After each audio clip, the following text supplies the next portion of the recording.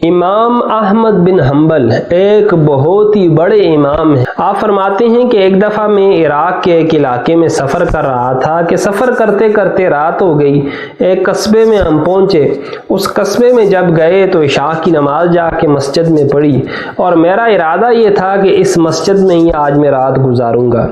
حضرت امام احمد بن حنبل کا تقویٰ دیکھیں، اتنی بڑی شخصیت، کسی کو اپنا تعارف تک بھی نہیں کرواتے کہ لوگ آؤ بھگت کریں، اپنے گھر میں لے جائیں، مہمانداری کریں۔ آپ جب اس مسجد میں لیٹنے کا ارادہ فرماتے ہیں تو مسجد کا خادم آ ٹپکتا ہے، کہتا ہے یہاں سے نکلو۔ امام احمد بن حنبل بغیر کوئی حیل و حجت کیے ہوئے باہر آ جاتے ہیں، مسجد کے دروازے کے اوپر سونے کا ارادہ کرتے ہیں تو وہ وہاں سے بھی کھینچ کے آپ کو بالکل باہر سڑک کے اوپر کھڑا کر دیتا ہے۔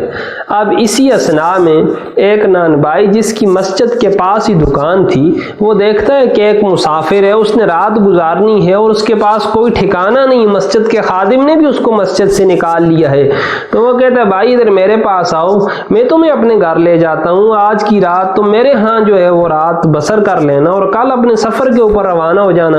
امام احمد بن حنبل اس نان بھائی کے ساتھ چلے جاتے، اس کو بھی اپنا تعارف نہیں کرواتے۔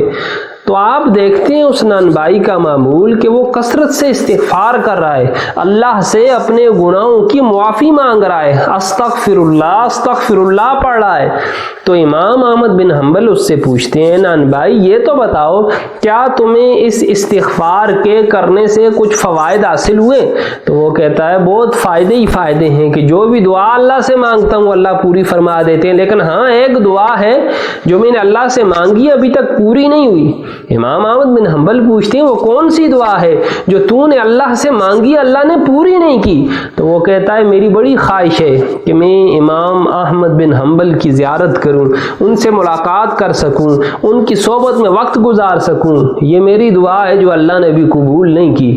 تو امام احمد بن حنبل فرماتے ہیں نان بھائی تجھے مبارک ہو، اللہ نے آج تمہاری یہ دعا بھی استغفار کی برکت سے قبول کر لی ہے۔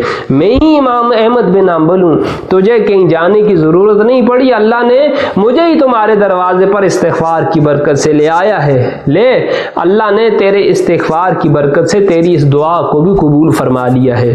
تو میرے اور آپ کے لیے درس عبرت یہی ہے کہ ہم اپنی زندگی میں استغفار کی کثرت کو لازم پکڑیں تاکہ استغفار کی برکت سے ہماری بڑی سے بڑی مشکلیں حل ہو جائیں، ہماری بڑی سے بڑی دعائیں قبول ہو جائیں۔ اللہ مجھے آپ کو ہم سب کو کثرت سے استغفار کرنے کی توفیق عطا فرمائے۔ وما علینا الا البلاغ المبین۔